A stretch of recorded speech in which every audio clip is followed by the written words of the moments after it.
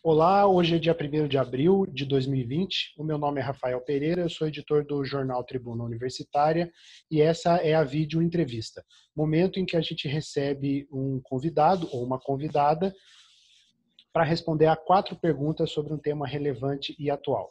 Hoje nós estamos recebendo a professora Joana Maria Pedro, da Universidade Federal de Santa Catarina, e vamos falar sobre as recentes normativas que o Ministério da Ciência e Tecnologia e a CAPES publicaram referentes à pesquisa e pós-graduação e à ciência e tecnologia. Tudo bem, professora? Tudo bem, tudo bem. Quer dizer, possível. Na medida do possível. A professora Joana Maria Pedro já foi pró-reitora de pós-graduação da Universidade Federal de Santa Catarina e também presidente da Associação Nacional de Pesquisa e Pós-Graduação em História, a ANPU. Dentre outras funções, já exerceu também funções administrativas, é professora da universidade e também do programa de pós-graduação em Ciências Humanas, né, professora? E História. E História da Universidade Federal de Santa Catarina. Então, a gente está falando aqui com quem entende do assunto. E vamos, então, à primeira questão. Professora, qual que é, de um modo geral, quais são, né, de um modo geral, os impactos, o teor, né? Quais são os teores e o teor dessas normativas que foram publicadas tanto pela CAPES e pelo Ministério da Ciência e Tecnologia, que dizem respeito à pesquisa e pós-graduação no Brasil? Primeiramente, vamos falar de bolsas. No Brasil, nós temos vivido isso há bastante tempo. A pesquisa e a pós-graduação necessitam, sim, de bolsas de mestrado e doutorado. Nós somos uma população que não conta com grande quantidade de pais que podem pagar a presença de filhos na pós-graduação, fazendo pesquisa. Se a pesquisa no Brasil tem andado, tem sido com este apoio para a ciência e tecnologia que vem da bolsa de pós-graduação. Quem faz um mestrado, um doutorado, faz uma pesquisa aprofundada. E essa pesquisa traz contribuições importantíssimas. Nós sabemos o quanto é importante você ter uma pessoa dedicada, 2 anos no caso do mestrado, 4 anos no caso do doutorado, fazendo uma pesquisa. Claro, podemos contar também sobre a bolsa de pós-doc, mas nesse momento nós estamos falando dessas normativas que têm destruído bolsas de mestrado e doutorado. Aliás, essa última foi de uma crueldade impressionante. Crueldade por quê? Até fevereiro, até o início de março, elas não estavam cortadas. Todos os programas falaram para os seus alunos que estavam entrando, que tinham passado por uma seleção dificílima, porque é uma disputa muito grande. Para um estudante de mestrado e doutorado, ser aceito num programa, principalmente um programa de qualidade, e não importa que área de conhecimento é uma competição muito grande. É resultado de muito estudo, de muita dedicação. É muito tempo de dedicação. E eles conseguem entrar. E aí os programas, com base nas bolsas que possuem, chamam a pessoa e dizem, olha, você vai ganhar a bolsa. Você não vai ganhar. Os que vão ganhar, o que fazem? Para poder assumir a bolsa, vão lá, saem dos seus empregos, ou nem vão procurar emprego, se é o caso. Enfim, sabem que vão ganhar a bolsa. E aí o que aconteceu? Em meados de março vem a informação de que uma quantidade imensa de bolsas estão cortadas e os programas não sabem o que fazer. Eu tenho escutado, porque tenho alunos que neste momento estão fazendo mestrado e doutorado, deveriam começar, e estão assim, eles vieram, tem uma pessoa que veio do Ceará para cá, uma outra que veio do Mato Grosso para cá. Elas não vieram para a Universidade Federal de Santa Catarina por nada, elas vieram porque tem um programa que elas querem cursar, é um sacrifício para as famílias, para elas estarem aqui, é tudo isso. E aí chegam aqui, o programa diz, olha, você vai ganhar uma bolsa, arranje a documentação. Ela arranjou. Eu estou dando esses exemplos porque é o que está acontecendo com todo mundo. Então, eu entendi isso que eles fizeram como uma crueldade impressionante. E aí, quando eu quero ser otimista, eu penso assim, não, eles não vão fazer uma coisa dessa, eles vão voltar atrás. Porque em vários momentos houve uma espécie assim de a ficha caiu, se deram conta da crueldade que estão fazendo e voltam atrás. E hoje é o dia 1º de abril já. Dentro de alguns dias, os estudantes que já assinaram o contrato da Bolsa, que estavam esperando essa Bolsa, deveriam, em princípio, receber. E aí eles estão completamente perdidos por não saber o que fazer, porque já assumiram coisas, alugaram lugares, compraram passagens, fizeram muita coisa para estar aqui e começar a estudar. Então, essa é uma coisa que realmente deixa todo mundo muito indignado.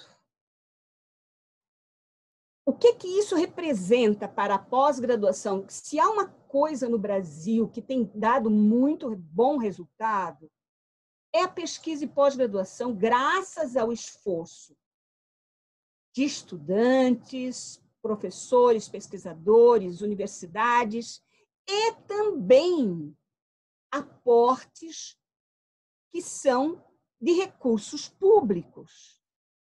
Então, nós temos no Brasil uma acumulação de pesquisa, de resultado de pesquisa significativo. Isso tem resultado em trabalhos científicos publicados internacionalmente, nacionalmente, resultados que são palpáveis na vida de cada um, no dia a dia. Aí você vai me dizer, como eles dizem, né? Qual é o impacto que isso tem na empresa? Gente, não é... Além de ter impacto na empresa, e existe sim muito impacto na empresa, mas não é só para a empresa. É também para a vida, é para a saúde, é para as relações das pessoas, é para o conhecimento, é para as relações sociais, é para tudo isso que essas pesquisas trazem contribuições. Então, quando eles me fazem uma coisa dessa, eu fico pensando que anti-ciência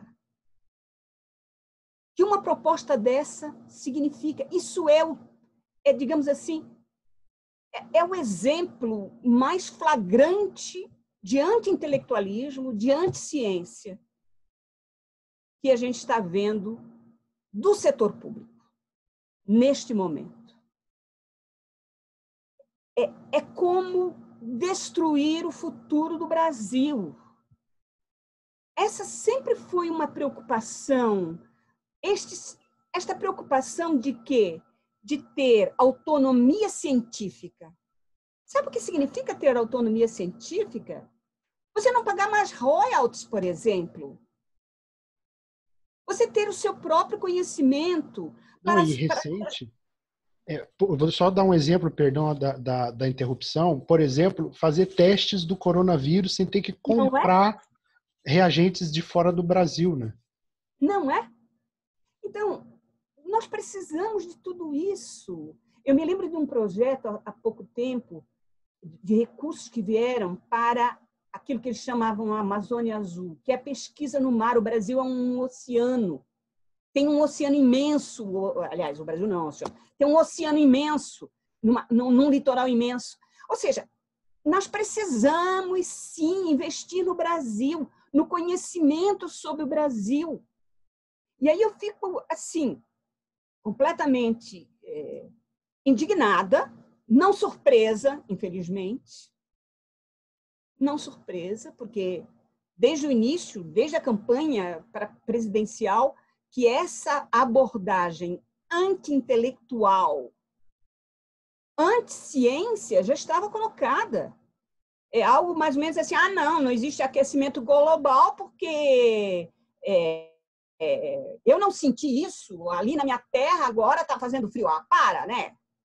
Ou então esses movimentos anti-vacina. Ou seja, é uma coisa assim, é algo muito é um populismo anti-intelectual. É um populismo anti-ciência. Infelizmente, é isso sim. As pessoas têm essas pessoas que agora governam o Brasil foram eleitas com essa ideia que isso não serve para nada, isso é dinheiro botado fora. Enfim, é isso. E deixa eu perguntar na esteira dessa questão, muito se tem dito, a portaria da CAPES, ela basicamente ela reorganiza a distribuição de bolsas e faz com que as universidades percam bolsas. Sim. E tem uma outra portaria do Ministério de Ciência e Tecnologia que retira as humanas do plano de pós-graduação, alguma coisa assim, né? Agora, veja bem, algumas abordagens do ministro e alguns discursos têm dito que o problema não é necessariamente com toda a ciência, que há um deslocamento dos recursos para áreas tecnológicas, pesquisas aplicadas, um pouco nesse pragmatismo, esse utilitarismo tacanho que tem movimentado alguma coisa desse governo na área de ciência e tecnologia.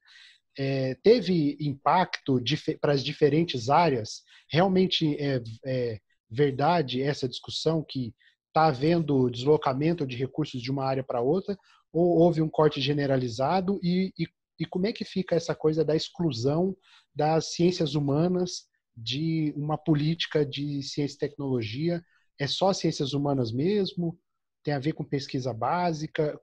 Como é que fica essa história? Como é que fica essa história? Porque existe uma narrativa, né, de que a pesquisa está sendo deslocado dinheiro para pesquisas úteis, né? Então biologia, tecnologia, biotecnologia, inovação tem dinheiro, mas as pesquisas e as abordagens do ministro são anedóticas, né, caricaturais em relação a isso, inclusive, mandando o estudante tirar o alargador e ir procurar emprego, enfim, coisas escatológicas, né, absurdas.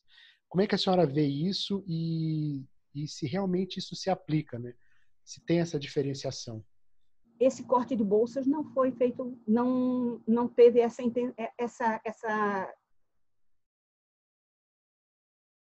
o impacto do corte de bolsas não foi somente nas áreas humanas, tá? E também não foi somente nos programas, como eles disseram, com notas abaixo de 5. Esse corte de bolsas pegou programas de excelência e de diferentes áreas. Ele não foi somente das áreas humanas. Você deve ter percebido que o montante de bolsas foi imenso, que foi cortado, foi um corte imenso, e não foi somente. Então, por mais que este senhor esteja dizendo essas coisas, eu tenho a impressão de que ele não leu direito as coisas. Ele não leu direito o que a CAPES fez. Porque esse corte atingiu programas com alto nível, de diferentes áreas, não foi somente das áreas humanas e sociais. Outra coisa que é importante a gente lembrar,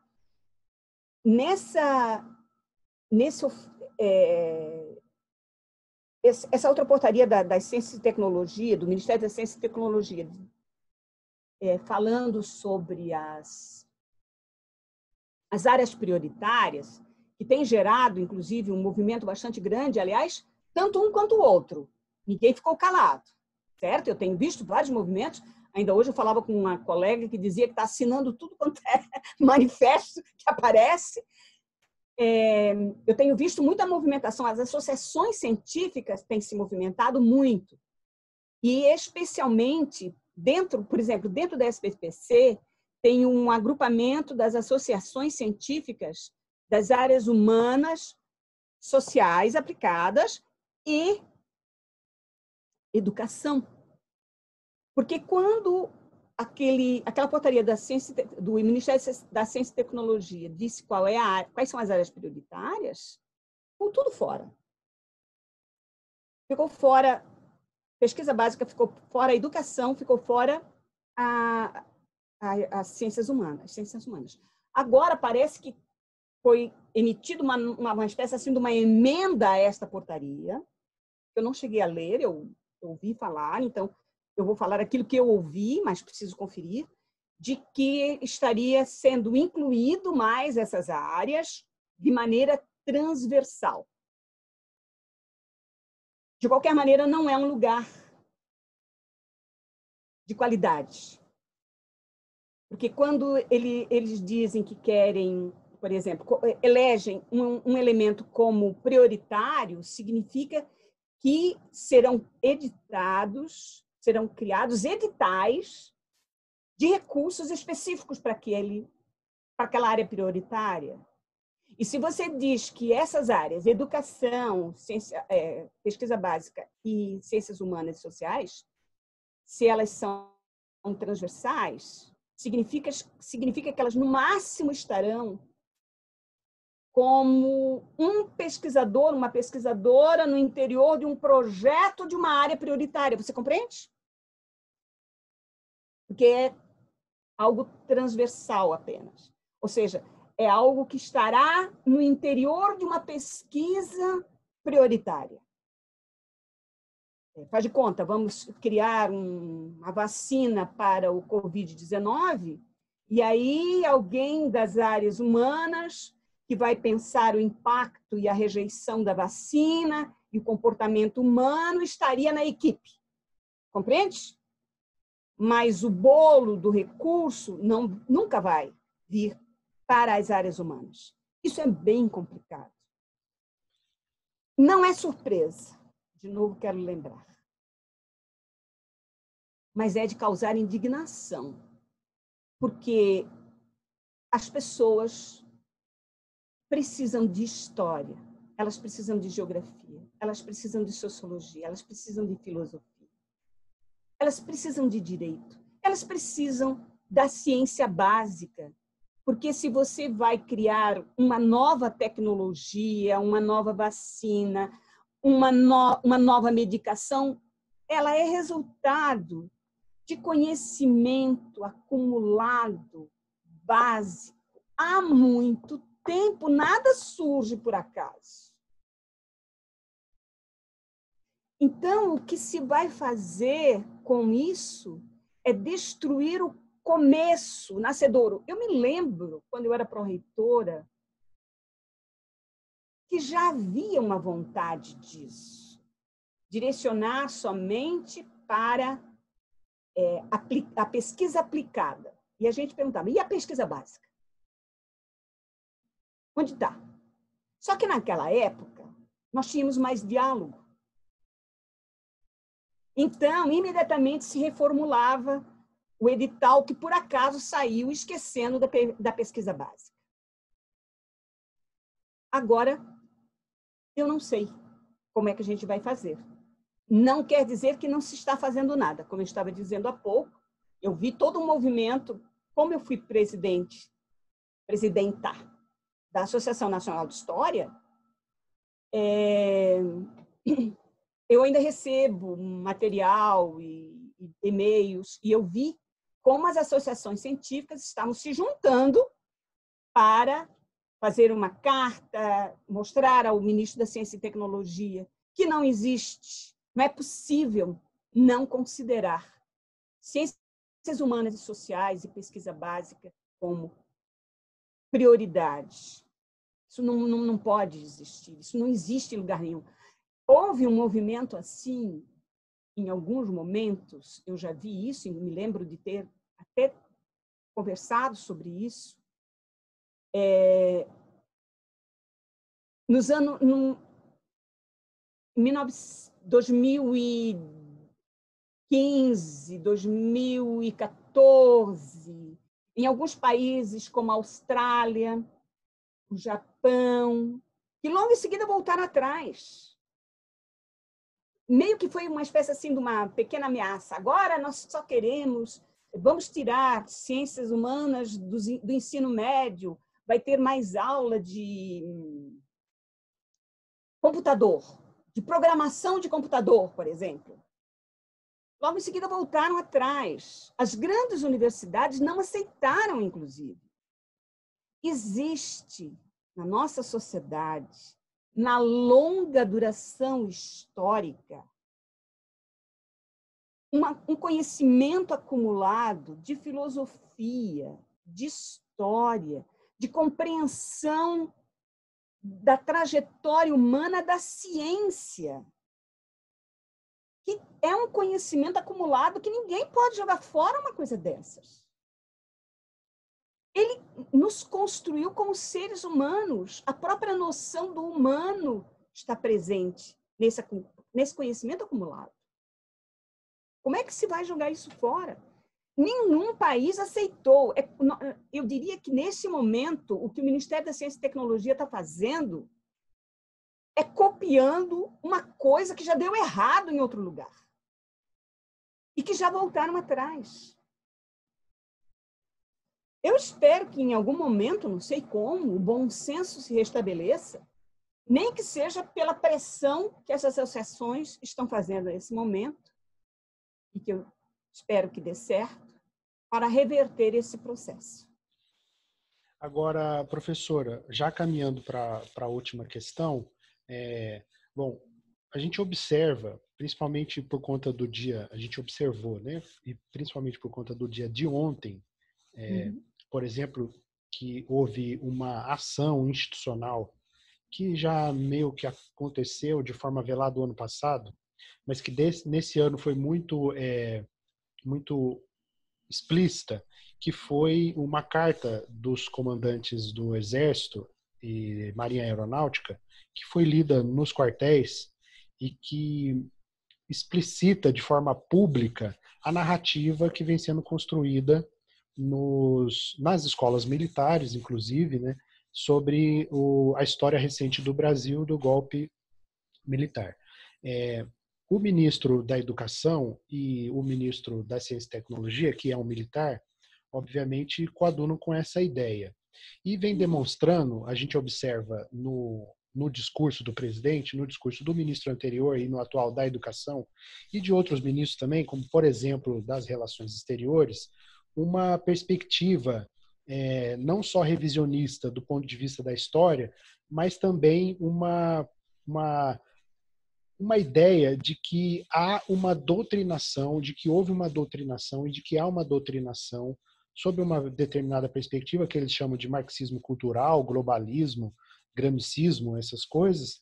E eu já observei, recentemente eu fiz um estudo rápido sobre o discurso do ministro da Educação, que é nas ciências humanas, sobretudo, é nas universidades e, sobretudo, nas ciências humanas, seria, né, na visão deles, o foco dessa doutrinação, seria o epicentro da produção de uma ideologia, de uma doutrinação que leva à universidade, que leva às ciências humanas, e, de um modo geral, à política, a essa situação que eles diagnosticam como a situação que o Brasil vive desde que houve a reabertura democrática.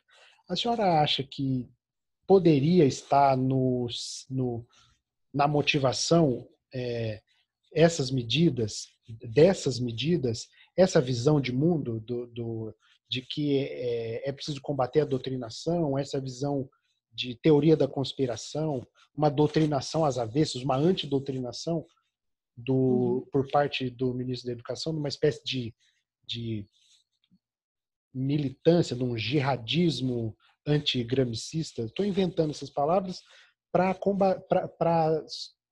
ilustrar aquelas palavras e conceitos que eles mesmos inventaram.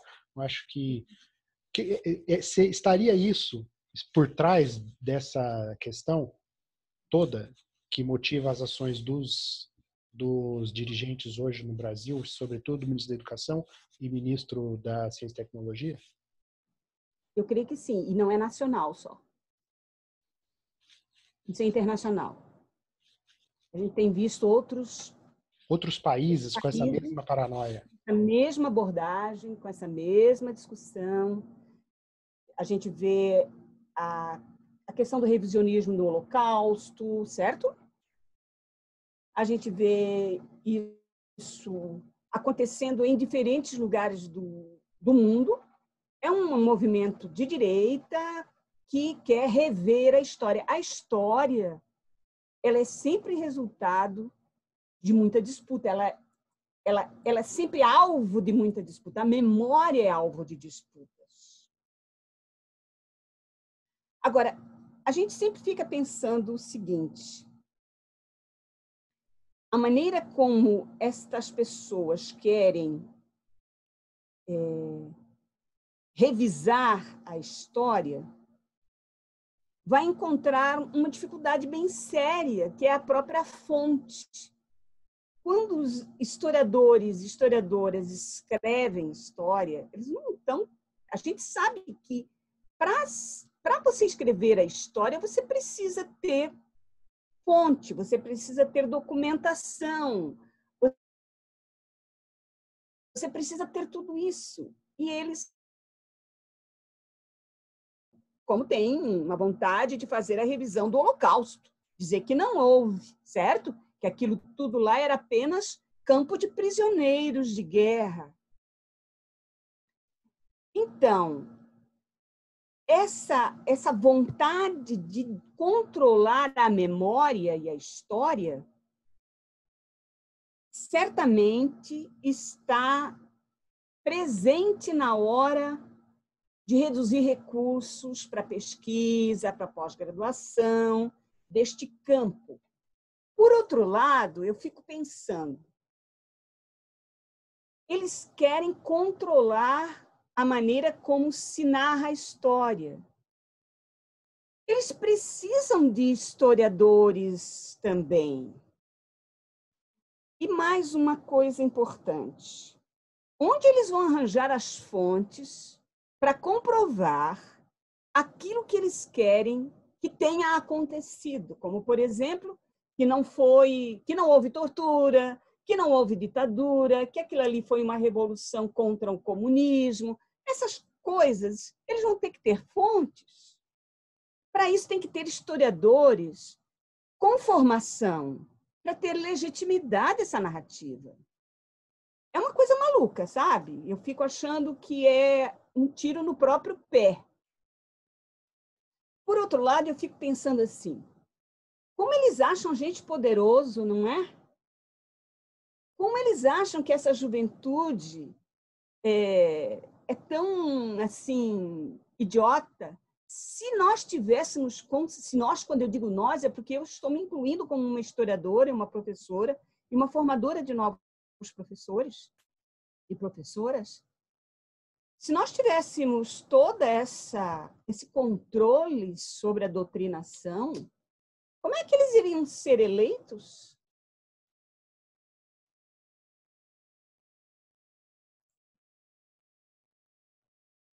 Não tem cabimento isso. Não tá, quer dizer, na verdade é uma narrativa, aliás, uma narrativa de conspiração, não é? Porque na cabeça deles há uma conspiração. Há uma narrativa de conspiração e um pressuposto também de que as crianças, os jovens, os adultos que estão nas diferentes estágios da escolaridade são idiotas.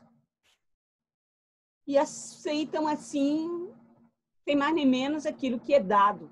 Não disseram que... Aquela discussão da ideologia de gênero, por exemplo, que, aliás, não elegeu só gente aqui. Elegeu em vários países aqui da América do Sul. Não é? A gente sabe disso. Como é que as pessoas acreditaram nisso? Como é que as pessoas acreditaram que um professor, na sala de aula, consegue transformar um estudante em gay?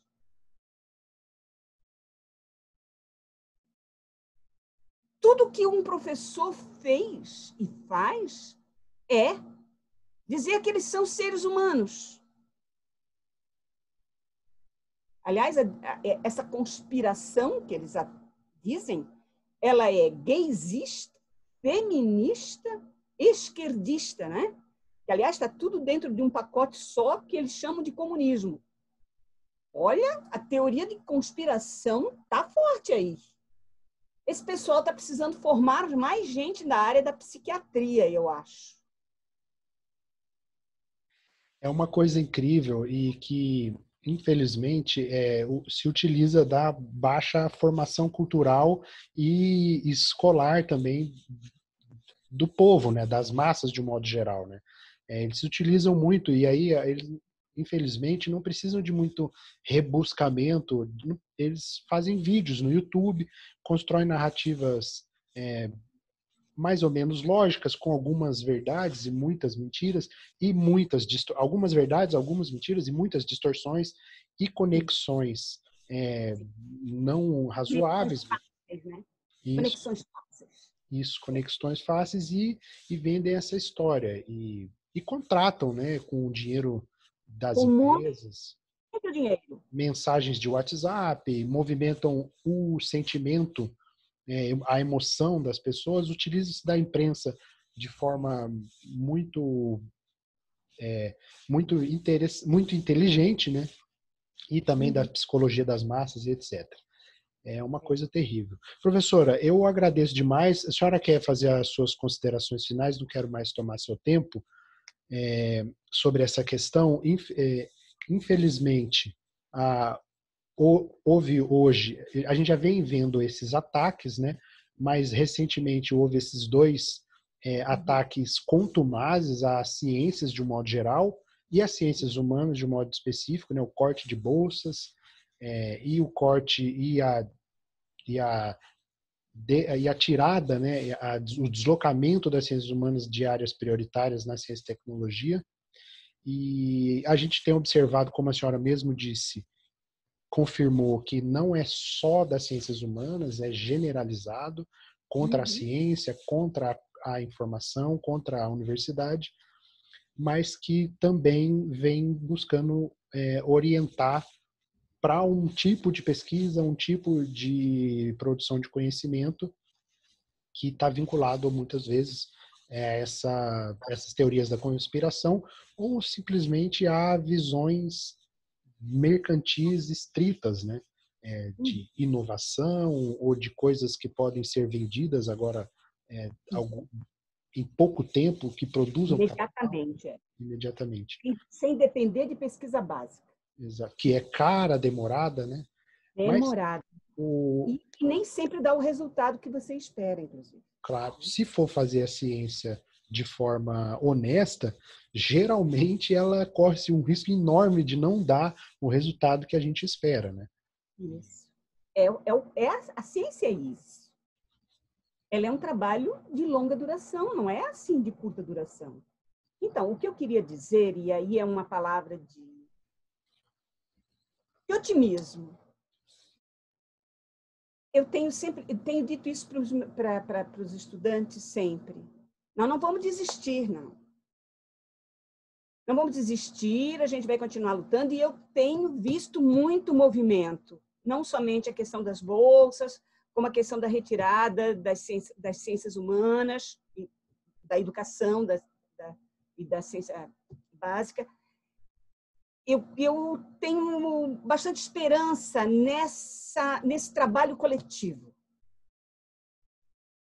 Que é claro que nós sozinhos não conseguimos nada, mas coletivamente a gente consegue, sim, a gente consegue virar, a gente consegue mudar, a gente consegue fazer voltar atrás.